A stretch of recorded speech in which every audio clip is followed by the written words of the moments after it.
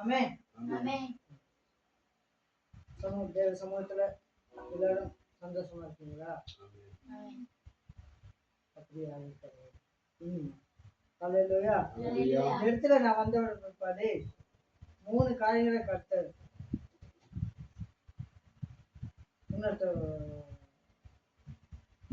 உணர்த்தப்பட்டேன். என்னன்னு கேட்டா 3 காரியம்.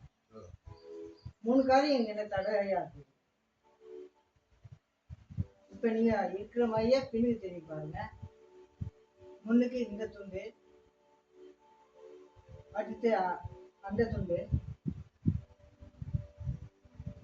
அடுத்து அந்த தொங்கல். ஆகவே இந்த 3 காரியமும் என்ன தடையா இருக்கு. கர்த்தர் இந்த காரியங்களை என்ன செய்ய சொல்றாரு? இருந்து நான் சொல்ற நேரம் 3 சகோதரன் பேசும் நேரம் என்ன சொன்னாரு? பேதுரு 3 தடவை என்ன செஞ்சான்? மறுதளிச்சான்.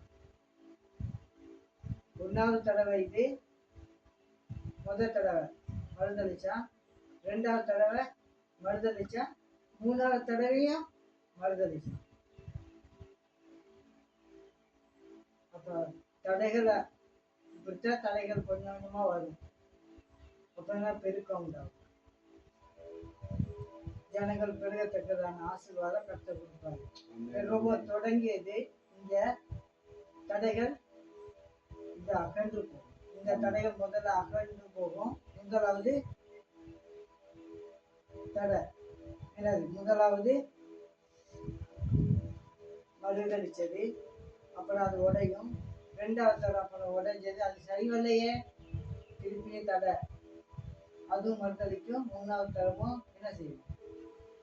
மறுதளிக்கும். அதுக்கு பிற்பாடு அவன் என்ன செஞ்சான்? பேரு மறுதளிச்சுட்டு என்ன செஞ்சான்? லூக்கால 22ஆம் அதிகாரம் 61வது வசனம். பேதுரு 22, லூக்கால 22ஆம் அதிகாரம் 8 வாசிங்கோமா. லூக்கா 22 டக்குன்னு 8 வாசிக்கணும். 22ஆம் அதிகாரம் 61, 62. அப்பொழுது கர்த்தர் திரும்பி பேதுருவை நோக்கி பார்த்தார். சேவல் கூவுகிறதற்கு முன்னே நீ என்னை 3 தரம் மறுதளிப்பாய் என்று கர்த்தர் தன்னிடத்தில் சொன்ன வசனத்தை உடனே பேதுரு நினைவு கூர்ந்து வெளியே போய் மனங்கசந்து அழுதான். வெளியே போய் மனம் கசந்து அழுதான். அதுக்கு என்ன அர்த்தம் கேட்டா, பேதுரு தன் பிழைகளை உணர்கிறவன் யார்? சங்கீதத்தில் சொல்லப்பட்டிருக்கு. மறைவான குற்றங்களுக்கு நீங்களாக்க கர்த்தர் வல்லமுள்ள தேவனாயிருக்கிறார். ஆகவே அவன் மறைவான குற்றம், இது ஒரு மறைவு. 2வது அது ஒரு மறைவு. கர்த்தர் ஜனங்களை பெருகத்தக்கிறது. அடுத்த தடவை அது ஒரு மறைவு. அப்ப இந்த 3 மறைவுகளையும் நீங்களாக்க கர்த்தர் வல்லமுள்ள தேவனாயிருக்கிறார். ஆகவே பேதுரு என்ன செஞ்சான்? தன் பிள்ளைகளை உணர்ந்து வெளியே போயிட்டு, உள்ளுக்கே இல்லை, வெளியே போயிட்டு மற்றவங்களுக்கு தெரியாம தன்னை ஒப்பு கொடுத்து மனம் கசந்து ஆண்டவருக்கும் அவனுக்குள்ள உறவை மட்டும் வெளிப்படுத்தி மனம் கசந்து அழுதான். அப்போது அவனுக்கு என்ன உண்டாச்சு? ஒரு மீட்பு, மனம் திரும்புவதற்கான மீட்பை கர்த்தர் என்ன செஞ்சாரு? முன்னெச்சரிக்கையை கொடுத்தாரு. தன் பிள்ளைகளை உணர்ந்து மனம் கசந்து அழுதா. ஆகவே நான் இன்னைக்கு பேச வந்ததே அரைவாசி பாட்டிலேயே, ஆராதனைகளிலேயே போதகர் என்ன செஞ்சிட்டாரு? பேசிட்டாரு. நம்ம நிறைய விஷயங்கள்ல தவறி போறோம். நம்மள எனக்கு முடியும் அப்படிங்கிற ஒரு நம்மள நாமே பலமாக இருக்கிறோம் அப்படின்னு நினைச்சுக்கிட்டு, நினைச்சாதான் கூட என்ன செய்யணும்? நினைச்சா கூட எனக்கு முடியும் அப்படின்னு நினைச்சா கூட ரொம்ப கவனமா இருக்கும். எனக்கு இதெல்லாம் செஞ்சு முடிஞ்சு எல்லா வேலையும் இந்த வீடை கட்ட போனா இந்த வீடு அவ்வளவுதான் எனக்கு செஞ்சு முடிச்சிருவேன் அப்படின்னு உறுதியா இருந்தா கூட ரொம்ப கவனமா இருக்கணும். காரணம் என்னன்னு கேட்டா, முடிய கிட்டத்தட்ட இருக்கிற நேரம் கிட்டக்குள்ள ஒரு சின்ன கல்லு ஒண்ணு கீழே விழுந்தா கூட நம்ம போயிடுவோம், சின்ன பின்னமா போயிடுவோம். அதனால சின்ன காரியங்கள் கூட ரொம்ப சின்ன, இது எல்லாம் கூடும், இதெல்லாம் செஞ்சு முடிச்சிருவேன், இந்த காரியங்கள எல்லாத்தையும் நான் செஞ்சு முடிச்சிருவேன் அப்படின்னு நம்ம நினைக்கிறோம். அத நம்ம கவனத்துக்குரியவா இருக்கணும். காரணம் என்னன்னு கேட்டா, பரிசுத்த ஆவியானவர் இல்லாட்டி ஒண்ணுமே செய்ய முடியாது. எல்லா காரியங்களிலும் நம்ம தேவ பிள்ளைகளாகிய நம்ம கவனத்துக்குரியவர்களா இருக்கணும். எல்லா காரியத்திலும் நான் செஞ்சு முடிச்சிருவேன் அப்படிங்கிற உறுதி நம்மகிட்ட இருந்தா ரொம்ப கவனமா இருக்கணும். அந்த இடத்துலதான் சத்துருவானவன் என்ன செய்வான், கொஞ்சம் அங்கிட்டு லேசா ஒரு நேரம் எடுக்க பார்ப்போம், லேசா அப்படி வளைஞ்சு அந்த இடத்துலதான் ரொம்ப கவனத்துக்குரியவர்களா இருக்கணும். அதே வசனம் தான் நீதிமொழி 24:16 எடுத்து வாசிங்க பார்ப்போம். நீதிமொழி 24ஆம் அதிகாரம் 12வது வசனம். ரொம்ப வசனங்களை இருக்க விரும்பல, மிச்ச நேரம். நீதிமொழி 24:16வது வசனம். நீதிமான் 7 தரம் விழுந்தாலும் திரும்பவும் எழுந்திருப்பான், துன்மார்க்கரோ தீங்கிலே இடருண்டே கிடப்பார்கள். வசனம் என்ன சொல்லப்படுதுன்னா, நீதிமான் என்ன செய்யறான், 7 தரம், ஒரு தரம் 2 தரம் இல்ல, 7 தரம். நீதிமான் 7 தரம் விழுந்தாலும் திரும்பவும் எழுந்திருப்பான். ஏன்னு கேட்டா அவன் நீதிமான், ஆண்டவருக்குள்ள என்ன காரியத்திலையும் நீதிமான அவன் இருக்கிறான், பாவத்துக்குள்ள விழுகல. அதனால அவனுக்கு விழுகிறதுக்கு எப்படிதான் அவனை விழ வைப்போம் அப்படிங்கிற ஒரு எண்ணத்தை சத்துருவான உண்டு பண்ணுவான். அந்த 7 தரம் அவன் விழுந்தாலும் கூட பரிசுத்த ஆவியானவர் அவரோடு கூட இருக்கிறபடினால என்ன நடக்குது, திரும்பவும் அவன் என்ன செய்யலாம், ஒரு தரம் 2 தரம் இல்ல, 7 தரம் விழுந்தாலும் திருப்பவும் கர்த்தர் என்ன செய்வாரு, கை தூக்கி எடுப்பாரு, தூக்கி கையை கொடுப்பாரு, ஒரு விரலை கொடுப்பாரு, அந்த விரல்ல அவன் தாங்கி எழுந்தி நிற்பான். 7 தரம் விழுந்தாலும் திரும்பவும் எழுந்திருப்பான். ஆனா அடுத்த வசனம் சொல்லப்படுது, துன்மார்க்கரோ தீங்கில இடருண்டு கிடப்பார்கள். அது 7 தரம் சொல்லப்படுதா? இல்ல, ஒரே தரத்திலேயே துன்மார்க்கன், அதுல 7 தரம் போடல. துன்மார்க்கன் 7 தரம் விழுந்தாலும் கூட அப்படின்னு சொல்லல. அது துன்மார்க்கன்னா அவன் பாவம் தான். துன்மார்க்கரோ தீங்கிலே இடருண்டு செதறுண்டு கிடப்பார்கள். எங்க கிடக்குறாங்கன்னு தெரியாது. நம்ம அவர்களுக்காகத்தான் மனது வேணும், அவர்களுக்காகத்தான் அவர்களுக்கு மாற்றத்தை நம்ம என்ன செய்யணும், அவர்கள் மனம் திரும்புறதுக்காக ஒன்று ஜெபிக்கணும், சத்தியத்தை அறிவிக்கணும். அதுக்காகத்தான் நம்மளை என்ன செய்வாரு, பயன்படுத்துறாரு. தேவனுடைய உதவி இல்லாம மீண்டும் நம்ம என்ன செய்யாது, எழும்ப முடியாது. அதனால தேவ உதவியா நம்ம என்ன செய்ய முடியும், மீண்டும் எழும்ப முடியும். எத்தனை தரம் விழுந்தாலும் தேவ உதவினால, எத்தனை தரம்னாலும் 7 தரம் இல்ல, எத்தனை தரம்னாலும் பரிசுத்த ஆவியானவர் நமக்குள்ள இருந்தா தேவ உதவியால என்ன செய்ய முடியும், திருப்பி நம்ம எழுந்து நிற்க முடியும். அல்லேலூயா. அதனால நம்ம என்ன செய்ய தேவையில்ல, பரிசுத்த ஆவியானவர் நமக்குள்ள இருக்காரு அப்படிங்கிற உறுதி, அதான் சீல்.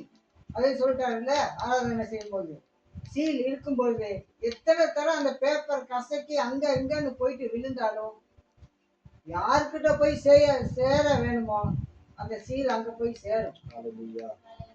அதுதான் பரிசுத்த ஆவியானவர்.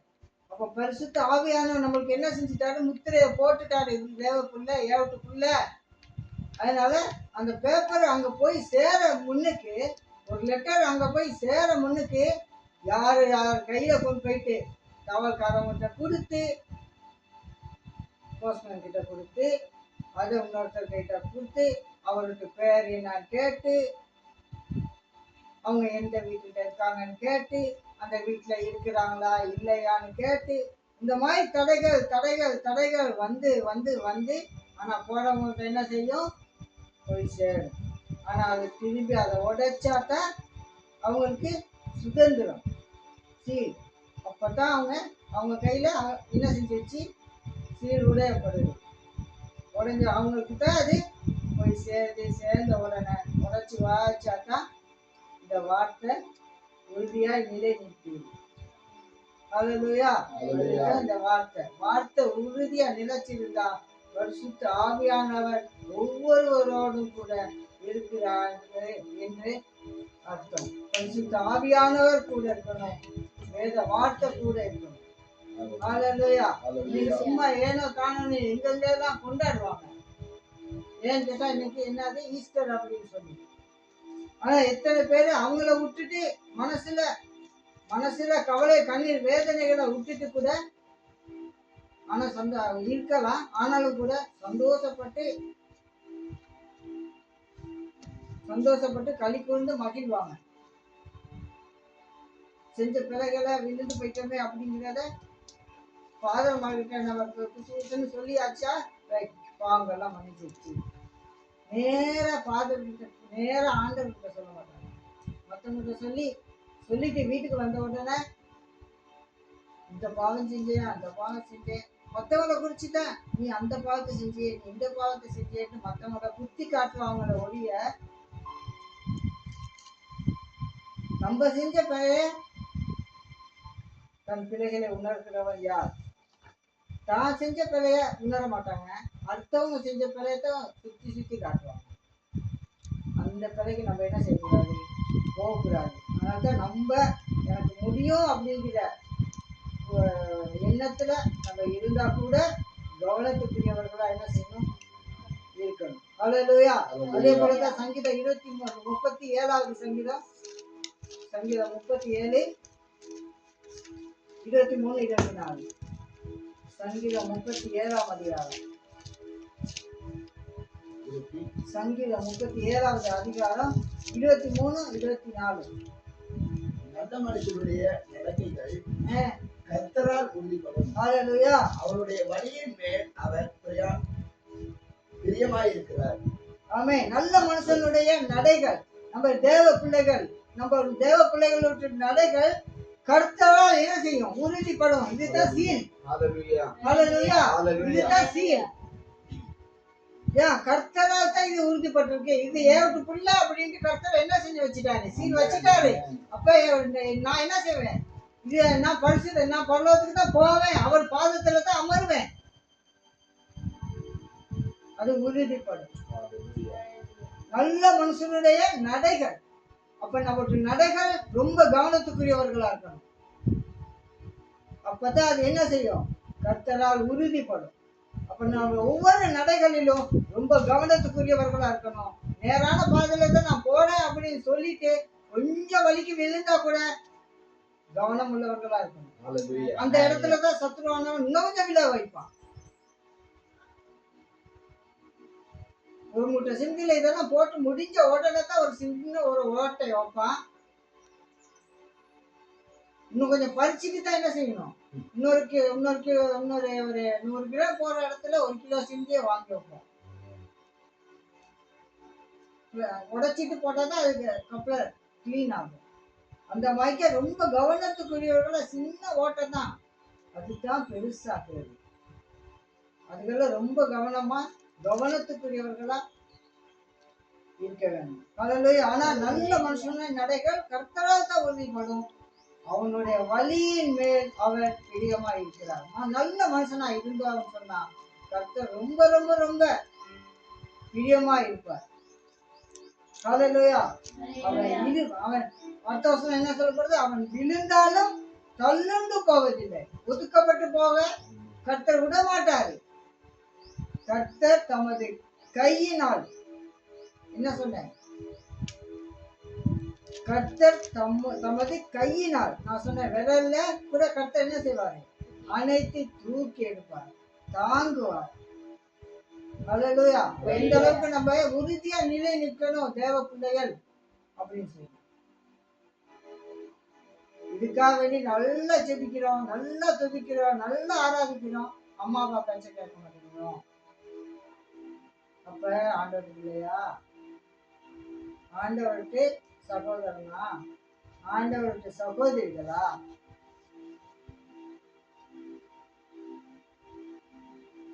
கர்த்தர் எதுல சோதித்து கர்த்தர் நம்மளுக்கு எதுல சோதிச்சு பாப்பாருன்னு சொன்னா, ஒரு தாய் தகப்பனையே மதிக்காதவன், ஒரு அண்ணன் தம்பி அண்ணன் மாறு பெரிய நம்மளோட வயசு கூடுனவங்க, அவங்களுக்கு நம்ம மரியாதை கொடுக்காதவங்க, நம்ம எப்படி ஆண்டவரை குறிச்சு ஆண்டவருக்கு நம்ம மரியாதை கொடுக்க போறோம்?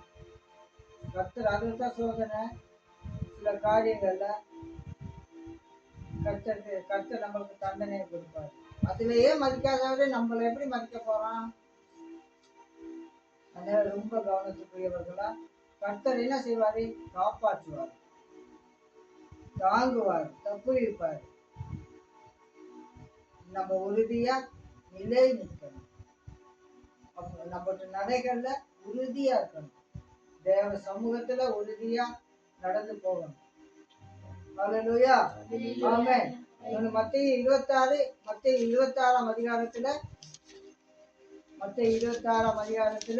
41வது வசனத்தை எடுத்து வாசிக்க பார்ப்போம். மத்தேயு 26:41.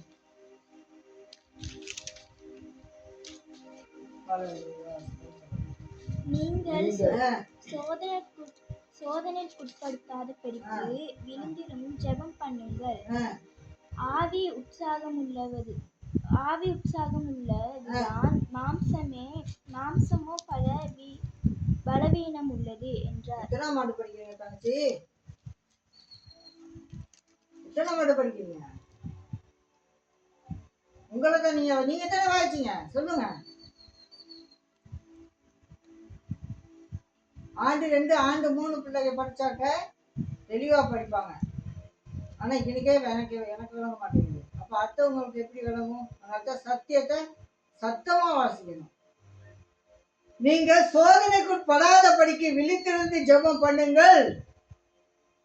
சோதனை வரத்தான் செய்யும், அதனால சோதனைக்குட்படாத படிக்க விழித்திருந்து ஜெபம் பண்ணுங்க. இதுக்காக வேண்டி முடிச்சுக்கிட்டு இருந்து தூக்கம் வருதுன்ட்டு ஜோமனி குழந்தைக்கு முடியாவே உங்களுடைய நாம அது ஜெபம் இல்லை. கர்த்தர் சோதித்து பார்ப்பாரு. நல்லா ஜெபம் பண்றாங்க, வல்லமே ஜெபம் பண்றாங்க. அப்பதான் ஒரு முட்டுவாரு. பக்கத்துல உள்ளவங்க எல்லாம் பச்சை தண்ணி அள்ளி அப்படி தெளிப்பாங்க. நீங்கள் சோதனைக்குட்படாதபடி விழித்திருந்து ஜெபம் பண்ணுங்கள். ஆவி உற்சாகம் உள்ளது தான், பரிசுத்த ஆவி உற்சாகம் உள்ளது தான், அது உற்சாகத்தை கொடுக்கும். மாமிசமோ பலவீனம் உள்ளது. அந்த மாமிசத்துக்கு இடம் கொடுக்காதபடிக்கு பரிசுத்த ஆவியாகிய அந்த உற்சாகம் உள்ள ஆவியா, ஒடுங்கி போன ஆவிகள் அகற்றிட்டு உற்சாக ஆவிகளை பெற்றுக்கொள்ளுங்க. அப்பதான் ஒடுங்கி போன ஆவி அகன்று போகும். உற்சாகமான ஆவியை நம்ம பெற்றுக்கொண்டோம் சொன்னா எந்த காரணத்தை கொண்டு விழுந்து போகிறதுக்குரிய சான்ஸ் இல்லை. கர்த்தர் என்ன செய்வாரு? கை தூக்கி எடுப்பாரு, பலப்படுத்தி சகாயம் பண்ணுவாரு, உள்ளங்கையில் பொறித்து அவரை மறக்க மாட்டாரு, தாங்குவாரு, தப்புவிப்பாரு, ஏந்துவாரு. ஏந்துட்டு அவர்தான் நம்ம தெய்வம். அல்லேலூயா. எந்த விதத்துல விழுந்து போகாதபடி கவனத்துக்குரியவர்களா இருக்கணும். எப்படி இருக்கணும்? சத்தமா சொல்லுங்க பாப்போம். நான் பேசுறதை விட நீங்க பேசுறத சத்தமா இருக்கணும். ஆனா நான் ஒருத்தர் தான் பேசுறேன், நீங்க அநேக பேர் இருக்கீங்க. அதனால நீங்க எப்படி பேசணும்? சத்தமா. அல்லேலூயா. அதான் சத்துருவானனுக்கு என்ன வரும்? வெட்கம் வரும். இல்லாட்டி நீங்க வெட்கம் அடைவீங்க. அல்லேலூயா. அதே போல யாக்கோபு 5ஆம் அதிகாரத்துல 19, 20 வசனத்தை வாசிக்க பார்ப்போம். யாக்கோபு 5ஆம் அதிகாரம்.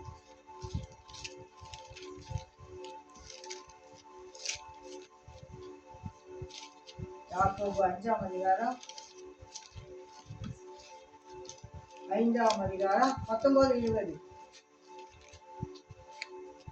சகோதரரே, உங்களில் ஒருவன் சத்தியத்தை விட்டு விலகி, ஆண்டோட வார்த்தை உறுதியா நம்ம மனசுல நிலைச்சி இருக்கணும். சகோதரரே, உங்களில் ஒருவன் சத்தியத்தை விட்டு விலகி மோசம் போகும் போது மற்றொருவன் அவனை திருப்பினாள்.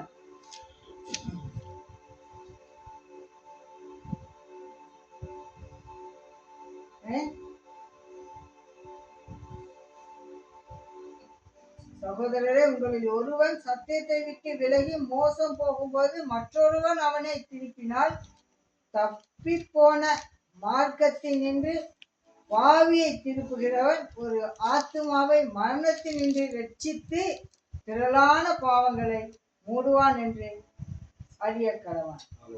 அப்ப பாவத்துல ஒருத்தர் விழுந்துட்டான் அப்படின்னு சொல்லிட்டு நம்மளும் அதே பாவத்துல விழுந்துடக்கூடாது. சத்தியத்தை சொல்லி வசனம் சொல்லப்படுது, மறுபடியும் உங்களில் ஒருவன் சத்தியத்தை விட்டு விலகி மோசம் போகும்போது மற்றொருவன் அவனை திருப்பினால், அப்ப நம்ம திருப்பணும் அவன் தான் ஏசிக்கிட்டான் அப்படின்னு சொல்லி நம்மளும் ஏசினா நம்மளுக்கும் அவனுக்கும் என்ன வித்தியாசம்? அவன் தான் ஊத்த பேச்சில் ஏசிக்கிட்டான்னு சொல்லி நம்மளும் ஊத்த பேச்சில் ஏசினா எனக்கும் அவனுக்கும் என்ன வித்தியாசம்? தேவ பிள்ளைகளுக்கு மற்றவங்களுக்கு என்ன வித்தியாசம்? தேவ பிள்ளைகள் என்று மற்றவங்க என்ன செய்யணும்? நம்ம பொறுமையோடு காத்திருக்கணும். நம்ம பொறுமையோடு காத்திருந்து பரவாயில்ல அப்படின்னு சொல்லிட்டு பொறுமையோடு அவனுக்காக நம்ம ஜெபம் பண்ணினால், அவனை தாங்கினால், மற்றொருவன் அவனை திருப்பினால், ஆண்டோட வார்த்தையை கொடுக்கணும், பரிசுத்த ஆவியானவரை அவனுக்கு வர வைக்கணும், என்ன குறைபாடுகளோ அதை நிறைவாக்கணும் அவனுக்கு. அப்ப அவன் திரும்புவான், அவன் வெள்ளம் அடைவான் ஆண்டோட வார்த்தையால. தப்பின போது மார்க்கத்தினின்று பாவியை திருப்புகிறவன் ஒரு ஆத்மா. அப்ப அந்த ஆத்மா என்ன செய்யும்? மனம் திரும்பி கர்த்தரே தெய்வம் என்று கர்த்தரை பாதம் வரும். அப்ப என்ன செய்யும்? மரணத்தினின்று ரட்சித்து திரளான பாவங்களை, அவன் செஞ்ச பாவங்கள் எல்லாம் மூடுவான், அவன் தேவன் மூடுவான் என்று அவனே அறிந்து கொள்வான். தன் பிள்ளைகளை உணர்ந்து மனம் திரும்பி தன் பிள்ளைகளை அவனே என்ன செய்வான்?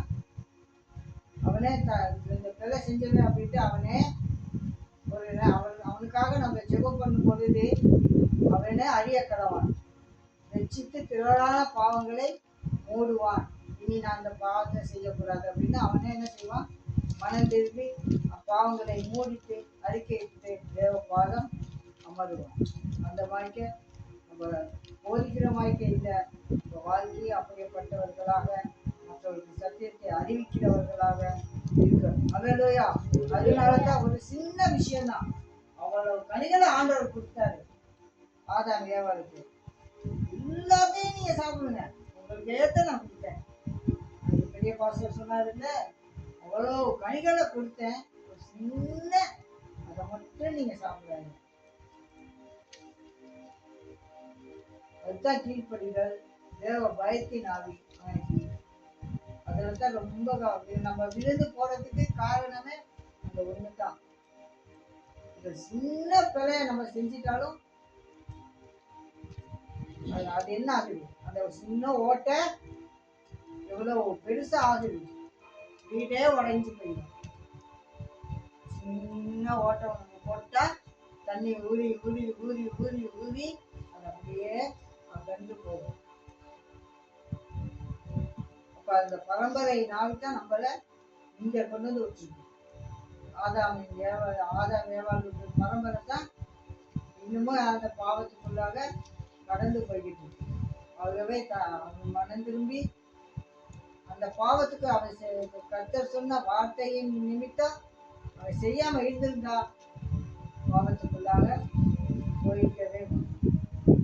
ஆகவே சின்ன ஒரு அந்த பழம் தான் முக்கியம் அப்படின்ட்டு எல்லா பழத்தையும் சாப்பிடுறதை விட அந்த ஒரு பழத்தை சாப்பிட்டனால எவ்வளவு பாவத்துக்குள்ளா இருக்கும். இவ்வளவு பழம் இருக்குது, அதை சாப்பிடாம அழுகி போன சாப்பிட அதுதான் நல்லா இருக்கும்னு வச்சு சாப்பிடுவோம். அதை தூக்கி வீசிட்டு நல்ல பழங்கள் இருக்கு தானே சாப்பிட வேண்டியது. அழுகி போன பழம் இருக்கு தானே, அதுல ஒருத்தர் சின்ன துண்டு போகும், அதைத்தான் இருக்கு சார். அதுல வர நோய் நீட்டு அப்புறம் என்ன செய்வீங்க, கவனத்துக்குரியவர்களா இருக்கணும். அதுலையா பேதுரு 22ஆம் அதிகாரத்துல 61-62 வாய்ச்ச என்னது, பேதுரு என்ன செஞ்சா 3 தரம் மரத்தை வச்சுட்டு தன் பிள்ளைகளை உணர்ந்து கசந்து அழுதான். அவனுக்கு ஒரு மீட்பு உண்டாயிடுச்சு. தன் பிள்ளையை உணர்ந்து மனம் திரும்பினான். சங்கீதம் 24:7-8 எடுத்து வாசிப்போம். சங்கீதம் 24:7-8.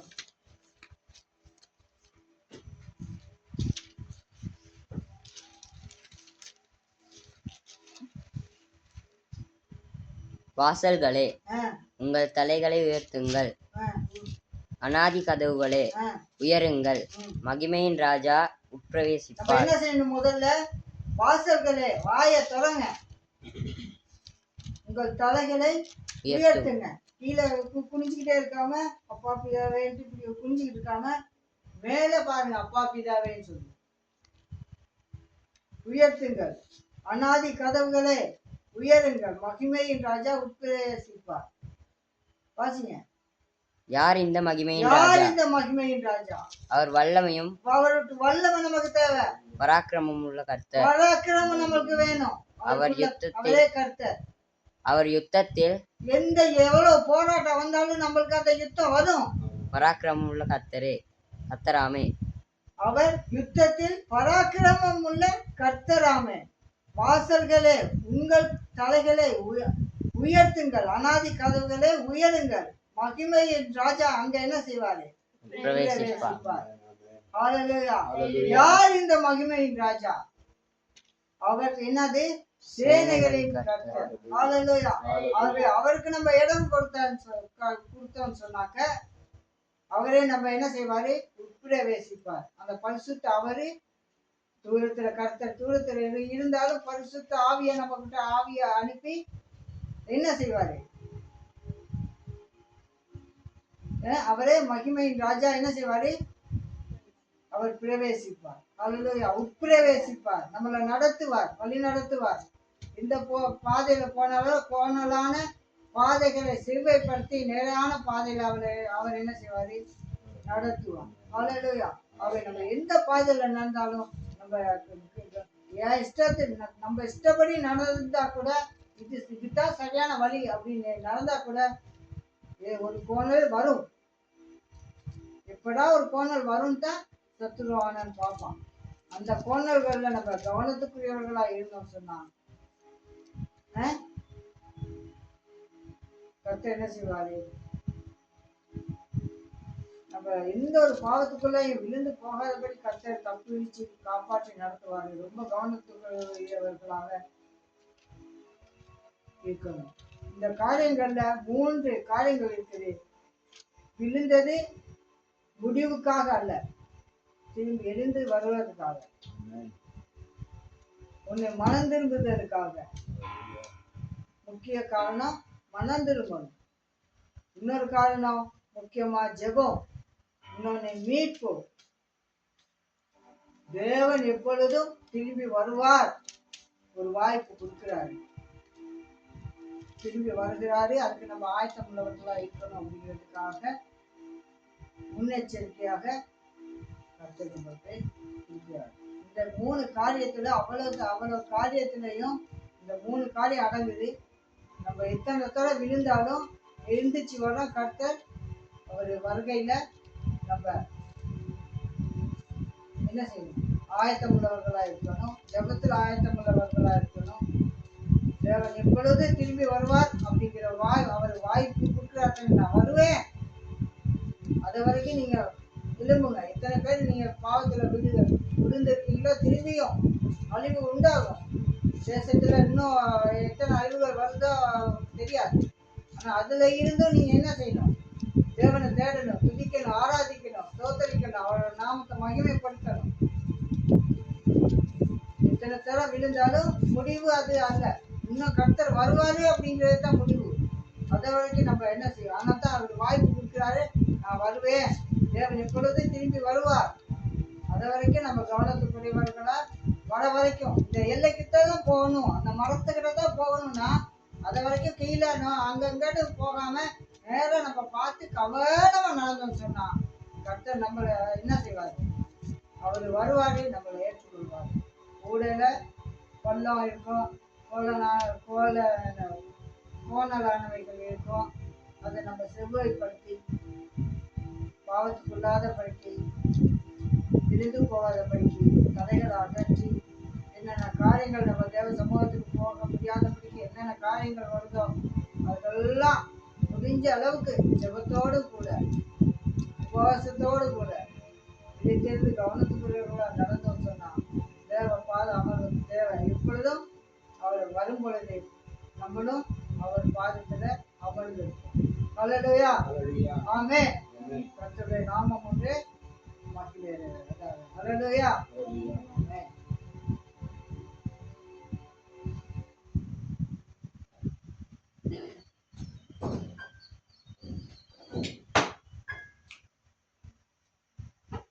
ஹல்லேலூயா, ஹல்லேலூயா.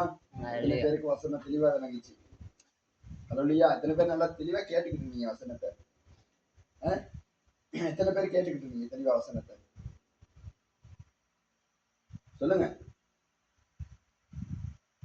கர்த்தருடைய வழியில போறதுக்கு எங்களை ஆயத்தப்படுத்தணும்னு சொன்னா பாவமான காரியங்கள்ல இருந்து முதல்ல விடுதலை. என்ன செய்யணும்?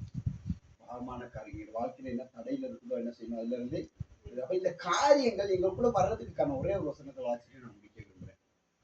காரியங்கள் எங்களுக்குள்ள வர்றதுக்கு என்ன காரணம்? எதனால இந்த இப்ப நம்ம சொல்ல எல்லா விஷயத்தையும் கேட்டுக்கணும். இதெல்லாம் எதனால எங்களுக்குள்ள வருது?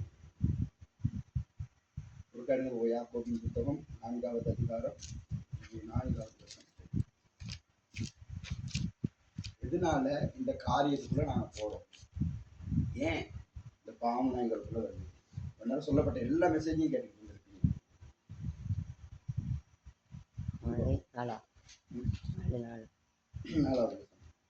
4வது அதிகாரம் 4வது வசனம். விபச்சாரரே, விபச்சாரிகளே, உலக சிநேகம் தேவனுக்கு விரோதமான பகை என்று அறியீர்களா? ஹல்லேலூயா. என்னவா? எதனால இந்த காரியம் எங்களுக்குள்ள வருதா?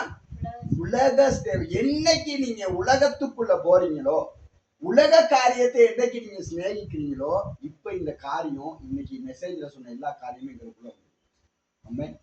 அப்ப நாங்க ஆண்டவரை நேசிக்கணும். எதுல இருந்து வெளியில வரணும்? முதல்ல உலக காரியத்துக்குள்ள, உலக சிநேகத்துக்குள்ள இருந்து நாங்க வெளியில வரணும். ஆமென். ஹல்லேலூயா, ஹல்லேலூயா. அப்ப எங்களுக்குள்ள நாங்க ஆண்டவரை கிட்டி சேர முடியாத நிறைய தடைகள் எங்களுக்குள்ள இருக்குது. நிறைய காரியங்கள் எங்களோட வாழ்க்கையில தடைகளா இருக்குது. ஆமென். அப்ப இந்த தடைகள்ல இருந்து நாங்க வெளியே வரணும்னா அதுக்கு ஒரே ஒரு வழி மட்டும்தான் இருக்குது. ஆண்டவர் என்ன சொல்றாரு? நானே வழியும் சத்தியமும் ஜீவனுமாய் இருக்கிறேன். உலகத்துக்குள்ள நீங்க போயிட்டீங்கன்னு சொன்னா நீங்க மனம் திரும்ப உங்களால முடியாது. ஆனா அந்த சத்தியம் அந்த வழிக்குள்ள உங்களால கடந்து போக முடியுமாக இருந்தால் கர்த்தர் எங்களோட வாழ்க்கையில பெரிய ஒரு ரட்சிப்பை இந்த உயிர்த்தெழுதனாலே ஆண்டவர் எங்களுக்கு கொடுக்க வல்ல உள்ளவராய் இருக்கிறார். ஆமென். பாருங்க 7வது வசனம் சொல்லுது, ஆகையால் தேவனுக்கு கீழ்ப்படிந்திருங்கள், பிசாசுக்கு எதிர்த்து நில்லுங்கள், அப்பொழுது அவன் உங்களை விட்டு ஓடி போவான். உலக காரியங்கிற இந்த பிசாசுக்கு நீங்க என்ன செய்யணும்? எதிர்த்து நிக்கணும். உலக காரியத்துக்கு நீங்க எதிர்த்து என்னைக்கு நிக்கிறீங்களோ அன்னைக்கு என்னுடைய வாழ்க்கை எடுத்துக்கிட்டீங்கன்னா எல்லா காரியங்களும் உலக காரியங்களுக்குள் இன்னைக்கு உலக காரியங்கள்ல சில அதிகாரங்களுக்குள்ள நாங்க கடந்து போனா உலகத்தில் உள்ளவங்க தான் எங்களுக்கு தேவை. அவங்கள வச்சுதான் அந்த காரியத்தை செய்யணும். ஆனாலும் நாங்க யாரை தேடணும்? ஆண்டவர். அப்ப இந்த உலகத்தில் உள்ள காரியங்களுக்குள்ள யாரு கிரிகை செய்வார்? ஆண்டவர் கிரிகை செய்வார். ஆமென். எங்களுக்கு உலகத்தில் உள்ளவங்க தேவைதான். உலகத்தில் உள்ள அதிகாரங்கள், சில மேனேஜர்மார, சில அதிகாரிகளை நாங்க கண்டுக்க போகணும். ஆனா எல்லாத்துக்கும் அதிபாதியும் யாருவா இருக்காரு? கர்த்தரா இருக்கிறார். இப்போ முதல்ல நாங்க அந்த அதிகாரியை சந்திக்க போகணும். அவன் எவ்வளவு கெட்டவன வேணாலும் இருக்கட்டும், அவன் எவ்வளவு லஞ்சம் வாங்குற வேணாலும் இருக்கட்டும். ஆனா நாங்க யாருக்கிட்ட முதல்ல முறையிடணும்? யாருக்கிட்ட முதல்ல போய் கேட்கணும்? தேவனிடத்துல கேட்கணும். அம்மே. அப்ப இததான் சொல்றது, உலக சிநேகம் எங்களுக்கு தேவையில்லை, உலகத்தில் உள்ளவங்க எங்களுக்கு தேவையா இருந்தாலும் நாங்கள் யாரோட எங்களுடைய உறவு இருக்கணும், ஆண்டவரோட இருக்கிற பொழுது எங்களுக்கு முன்புதான் எத்தனை பேர் எதிர்த்து இருந்தாலும், எத்தனை காரியங்கள் எங்களுக்கு விரோதமா வந்தாலும் இவைகளை முறியடித்து அதை சமனான வரிகளுக்குள்ளே கொண்டு செல்ல யார் வல்லமை உள்ளவராக இருக்கிறார்? தேவர் வல்ல உள்ளவராக இருக்கிறார். ஹல்லேலூயா, ஹல்லேலூயா. நாங்கள் யாவரும் ஒரு விஷயம் எழுந்திருக்கோம், எழுந்த ஆண்டவர் இடத்துல கேட்க போறோம். இந்த ஆண்டவர் எங்களுக்காகத்தான் தனது ஜீவனை கொடுத்தார். யாருக்காக ஜீவனை கொடுத்தார்? எங்களுக்காக ஜீவனை கொடுத்தார். ஆனா அவர் இறந்து எழும்பாமலே இருந்திருந்தா இன்னைக்கு என்ன இருந்திருக்காரு? ஒரு சாட்சி இருந்திருக்கு. ஆனா அவர் மறுபடியும் இருந்திருக்கிறார். அம்மே. சதா காலமும் நான் உங்களுக்கு ஆரம்பத்திலே சொன்னதை போல, 28வது அதிகாரத்துல சொன்னதை போல, ஆண்டவர் சொல்ற உலகம் முடிய பரியந்தம் சகல நாட்களும் ஆண்டவர் சொல்றாரு, நான் எந்த நேரம் நான் உங்க கூடவே இருக்கிறேன்னு சொல்றாரு. ஆனா நாங்க என்ன செய்யறோம்? ஆண்டவர் ஒட்டி உலக காரியத்துக்காக என்ன செஞ்சிடறோம்? ஆண்டவருக்கு விலகி. ஆகையினால நாங்க உலக சிநேகத்தை விட்டு விலகி எங்களோட கூடவே இருப்பேன் அப்படின்னு ஆண்டவர் வாக்கு கொடுத்திருக்கிறாரு. அவர் உண்மையுள்ளவர், மனமாறவர், மனிதன் அல்லவே, தேவனாய் இருக்கிறார். ஹல்லேலூயா. அவரே இருந்தவரும் இருப்பவரும் இனிமேல் வரப்போகிறவருமாய் இருக்கிறார். ஆகையினால் அந்த தேவனை நோக்கி ஒரு விஷயம் நாங்க பார்த்து ஆண்டவரத்துல சொல்லணும், ஆண்டவரே சில காரியங்கள் என்னுடைய வாழ்க்கையில உலக போக்குக்குள்ள இருந்து நான் வெளியில வர விரும்புறேன். ஆண்டவரே உங்களை முடிக்கிறேன், யாரும் உலக காரியத்துல நான் வெளியில வர விரும்புறேன் ஆண்டவரே. ஆனாலும் சில காரியங்கள் என்னை பிடித்து வைத்துக் கொண்டிருக்கிறது. என்னை பிடித்து வைத்திருக்கிற அந்த காரியங்கள் விடுதலை கொண்டு வர உம்மால முடியும் அப்படின்னு சொல்லி உங்களுடைய வலது கரங்களை இருதயத்திலே வைத்து ஆண்டவரிடத்தை சொல்லுங்க. நேரத்தில் ஆவியானவர் உங்களோட இடைப்படுவார். எந்த காரியம் உங்களுக்குள்ள தடையா இருக்குதோ அந்த காரியத்தை உங்களிடத்திலே திரும்பி எடுத்து போட அவர் வல்லமையுள்ள தேவனாய் இருக்கிறார். ஹல்லேலூயா. ஆகையினாலே ஒரு விஷயம் ஆண்டவரிடத்துல, உங்களிடத்துல என்னென்ன காரியம், என்ன பாவம் நான் கர்த்தருக்கு விரோதமாய் செய்திருக்கோமோ, என்ன காரியம் நான் கர்த்தருக்கு விரோதமா கர்த்தருக்கு பிடிக்காத காரியத்தை செய்யணும், அந்த காரியத்திலிருந்து உங்களால மனமாற முடியுமாக இருந்தால் தேவன் இந்த நேரத்திலே உங்களை நடத்த அவர் வல்லமையுள்ளவராய் இருக்கிறார். ஹல்லேலூயா. நன்றி ஆண்டவரே. இந்த நேரத்துல யாரெல்லாம் செபிக்கிறோங்களோ அவருடைய வாழ்க்கையில் ஒரு விடுதலை கொடுங்க ஆண்டவரே. யாரெல்லாம் தன்னை மாற்றிக்கொள்ள விரும்புகிறாங்களோ சுவாமி ஆண்டவரே, வீடியோவை பார்த்து கொண்டிருக்கிற ஆண்டவர், இன்றைய நாளுடைய செய்தியை ஆண்டவரை கேட்டுக்கொண்டிருந்த அநேகருடைய வாழ்க்கையில ஆண்டவர் ஒரு வெளிச்சத்தை கட்டளையிடும்படியா நான் செபிக்கிறேனப்பா. அவர்களுடைய வாழ்க்கையில ஒரு மாற்றத்தை நீ கொடுக்கும்படியா நான் செபிக்கிறேனப்பா. இந்த நாள் ஆண்டவர் அவர்களுடைய வாழ்க்கையில கேட்கப்பட்ட அந்த செய்தி ஆண்டவர் ஒரு ரட்சிப்பின் செய்தியாய் அவர்களுடைய வாழ்க்கையில ஆசீர்வாதமாய் மாறும்படியா நான் செபிக்கிறேன் ஆண்டவரை. கர்த்தர் கூட இருங்கப்பா. நன்றி நன்றி நன்றி. அன்பு கூறுவே இன்னும் அதிகமாய் ஆராதிப்பேன், இன்னும்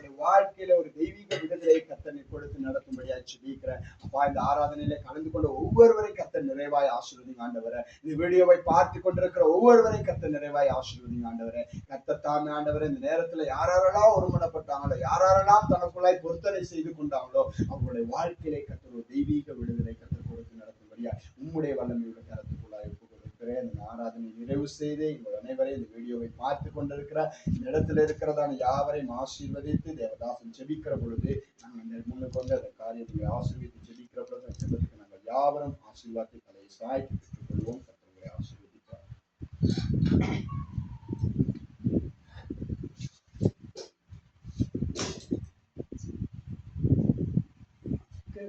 கர்த்தாவே, உங்களுடைய கையை கைவிடாத தேவன், உண்மையை நடத்திய தேவன் தகப்பன் தாமே, இந்த நல்ல சுவாமி நடத்தின நல்ல கிருபைக்காய் நன்றியோடு ஸ்தோத்திரிக்கிறோம், துதிக்கிறோம், நோக்கி உயர்த்துகிறோம், மகிமைப்படுத்துகிறோம்.